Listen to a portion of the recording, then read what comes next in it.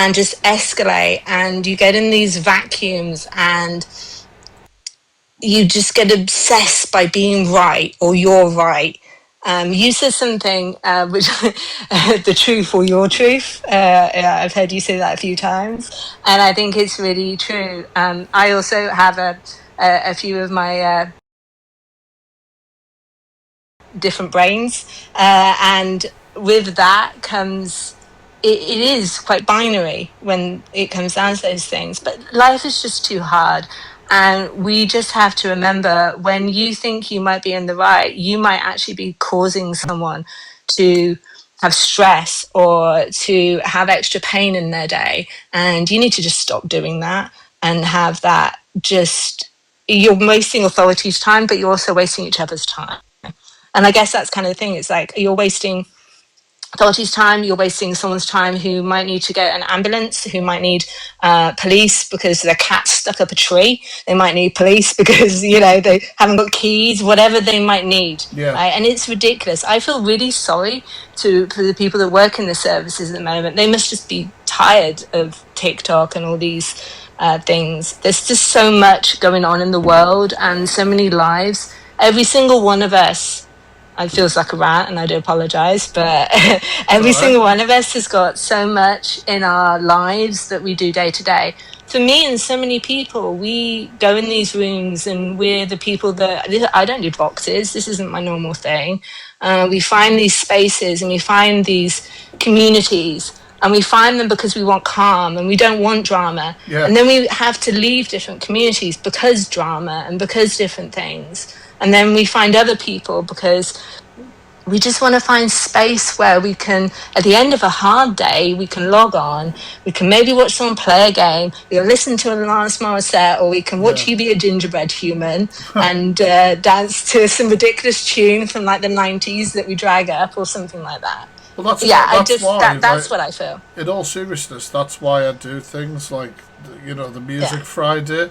As for those of you who don't know, we do music requests on a Friday night, and we have a bit of a mess about and stuff, and it is because a lot of what I cover is serious stuff. Do you know what I mean? It's serious stuff. I'm talking about the offenders, some of the worst kind, and I think, me personally, not just my audience, but me personally, if that's all I did, my mental health would be in the toilet, and it's been there before.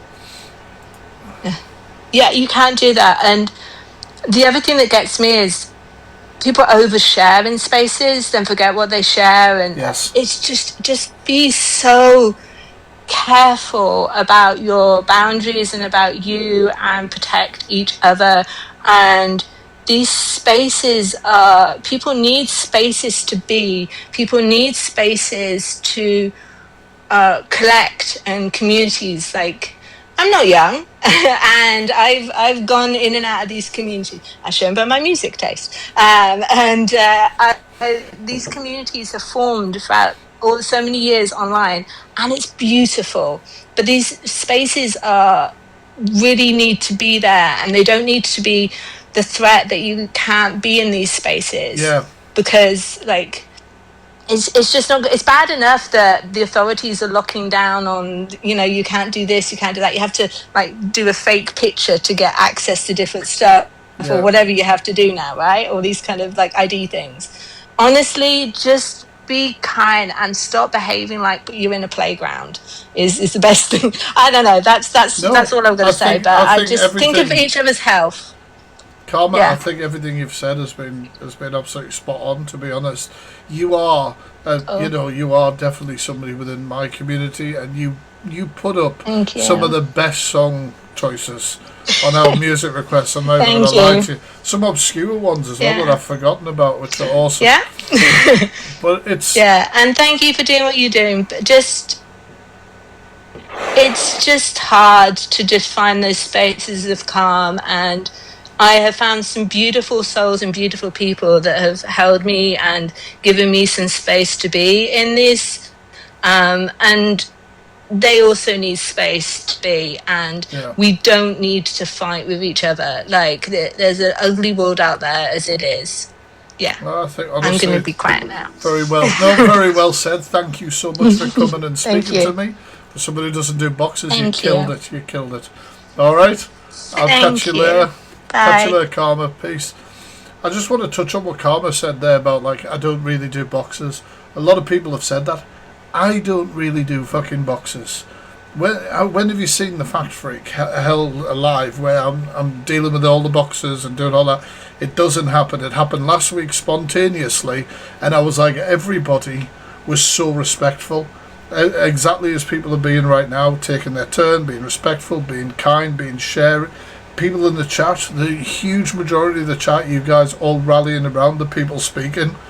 Do you know what I mean? So I'm enjoying it. So you guys might be nervous. I'm nervous too. We'll get through it together. Right, Daisy. Let's see. What have you got to say then? Daisy.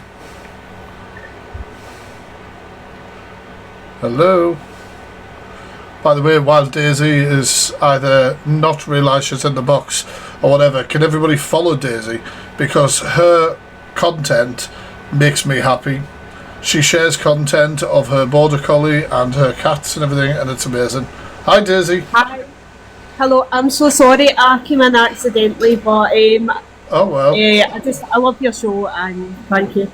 You got a plug anyway? Tell everyone to follow you. Thank you. Right, no bother. If you want to go, you can, or you can come and share your opinion. It's up to you. Oh no, I just enjoy listening. Thank you. No bother. Catch you later. Peace. We'll have all the accidental boxes. Right. Really good. How's it going? Yeah, I'm good, thanks. How are you? You should have said it was really good. Come on. Come on. Come on. Well, look, I've only ended up in a wheelchair in the last year. Let me get used to it first before I start saying really good puns, alright? For God's sake. Don't be cancelling me immediately, my God. Oh, no, don't worry. I am not one of the precious types that, I am permanently offended by steps. I'm not one of them. No, I love the humour, man. I love the humour. I've got to. It's been a hell of a last 5 years for me, so. But no, I want to just focus on the main topic here is, I've had to, I do TikTok part-time. Back in sort of 2020, 2021, when everybody joined TikTok, I did, I used to do sort of, like daily updates, because I used to be a bus driver. Right. And that seemed to gather momentum rather quickly. But the problem was, after a while, I started noticing that I was being, people were commenting on my videos, and then all of a sudden they would appear at bus stations that I visited. Oh. Yeah. And then I remember one particular day I was coming back from Leeds back towards Halifax. Pulled into Halifax bus station, and there was about 20 odd people stood, all taking my picture as I drove past. Now, there are such things as bus spotters. Yeah. And I thought nothing more of it. I pulled up, dropped my passengers off, and then pulled the bus onto park, got off the bus, and they literally bum rushed me. They came flying at me. Wow. Wanting selfies and stuff like that. Sorry, your mic seems to have gone off. Right. Oh, hello, can you hear me? I've missed, you said that they rushed you for selfies and stuff, and then your mic cut out for a sec. Yeah, sorry. Right. Yeah, they rushed me for selfies, and then I just went, hang on a minute, where do you lot know me from? And I went, oh, we follow you on TikTok, and I went, right, well, respectfully, back away, we're still in lockdown. Oh, right. You lot shouldn't even be here. I appreciate you, but please just back up. And it started getting worse from there. I had notes left on my car, because I stupidly, like an idiot, posted a video of my car with my private plate on it. So did this turn malicious, or was it Yes, fans that just didn't? There was one or two that were malicious. One in particular, I left work one night, went home, and somebody started playing Knock a Door Run at my flat. Right. Nobody outside of my family knew where I was living.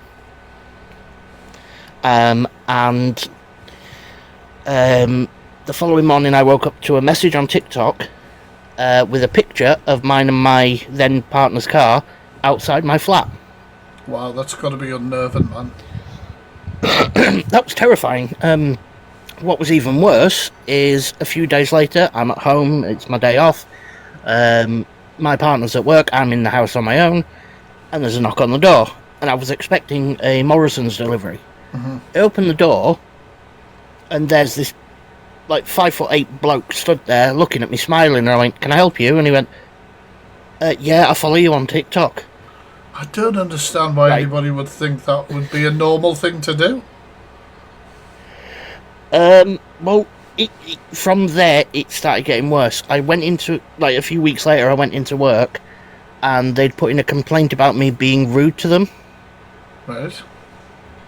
I had to explain that, yes, I will be rude to him when he turns up on my front door wanting me to be, happy and pleasant, when I have not told him where I live. Yeah. Well, yeah. So when I phoned the police came round, I gave them the details, showed them my phone and everything. Uh-huh. And all they said was, "Oh, we'll go and have a word." No, I want him to not come anywhere near my flat ever again. Yeah. And I just thought, I cannot believe this is happening. I cannot believe it. A few weeks after that, I went into work. They'd ramped it up, saying that I'd been sending nasty messages to them on TikTok. Well, Right. I hadn't, because I blocked them. Yeah. And I got a written warning because of bringing the company into disrepute against our social media policy when I did nothing wrong. I was going to say, that's nuts. And then other things happened. I ended up, unfortunately, becoming rather unwell. But people were still... because I ended up having to leave the flat because of doctor's orders. I had to move back in with my parents. But the landlord called me when he went to go do the inspection, and apparently somebody had put flowers outside my door. It's just got to unnerve you, the whole thing. And were the police just useless at helping you in this situation, or? Because I hadn't, even though I showed physical proof, they couldn't prove he was the one sending it. Right. And even though I sent camera footage of this person outside my house, outside the flat, they went, yeah, but we can't identify him from that. Oh, that's You could nuts. identify a fly on a pin with that camera. It was that good. Yeah, that's nuts. But no, they couldn't do anything. So you ended up... Did you end up moving, were you saying?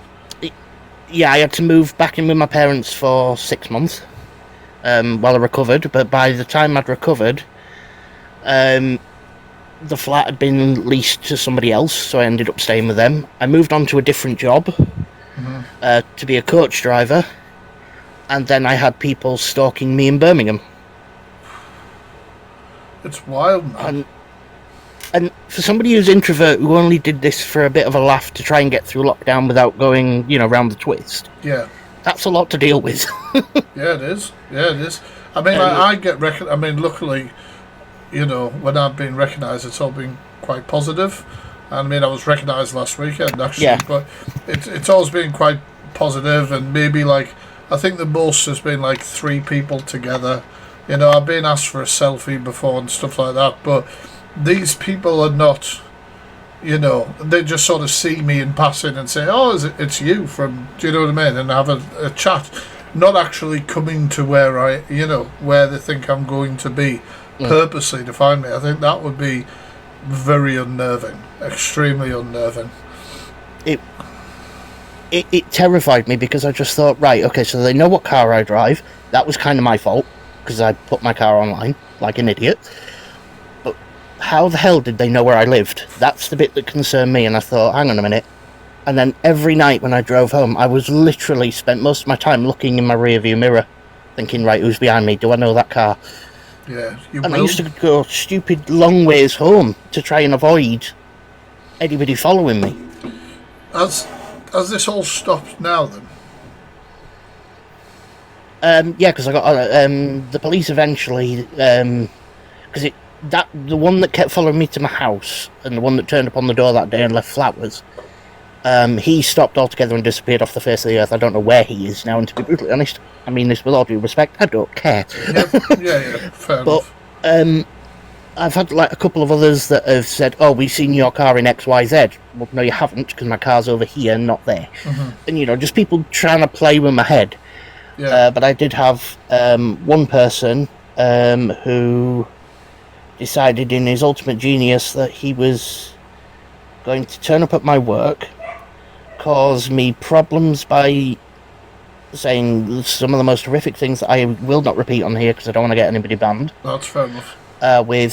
With zero proof. The police asked me to go in for a voluntary interview, and I was cleared with no further action because nothing happened, because I went nowhere. I didn't even know what this person supposedly looked like. Yeah.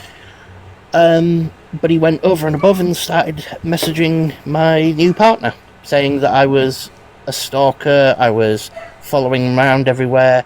He gave dates and times when I was supposedly sitting outside his house. All I can say is thank Christ for Google Timeline. Yeah. I think I've lost you. No, it's alright. I think I've lost you there, muting sorry. The dog is having an argument with the neighbour outside the house. My neighbour's outside outside the front window, and the dog's barking his head off at them. Right. But yeah, so... thank Google Timeline helped me a lot, because I was able to prove where you I were. was, at what time, and blah, blah, blah. Yeah. Well, I really appreciate you for coming in and sharing your story, because that's a different side of what we've had to do, where the police were needed. They were needed. It's a shame that they didn't act quicker than they did, but thank you so much for coming and sharing your story. No, thank you for letting me join. No bother. Thank you, man. Peace. You take care. Bye. Bye-bye. So